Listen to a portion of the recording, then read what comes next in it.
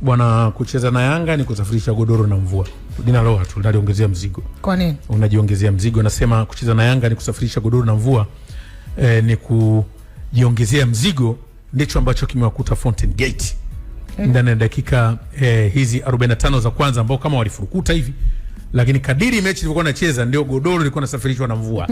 Unajua kabisa hapa hawa hawafiki mbali kwa sababu muda wote walikuwa wamekaribisha ugeni sebuleni na wamefungua milango na wao hawako chumbani, wapo katikati. Sasa ndio kitu ambacho nimekiona kwenye mchezo. Kwa kweli hawajawa bora Fountain kwenye matokeo yote ya mchezo.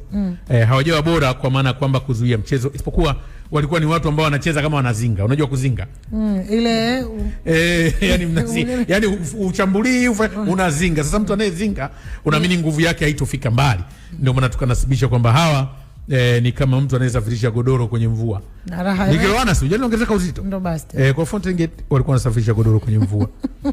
Msiba tena. Kwa jambo limewakuta. Limewakuta. Ukijana na Yanga, kusafirisha godoro kwenye mvua. Jioni ya leo.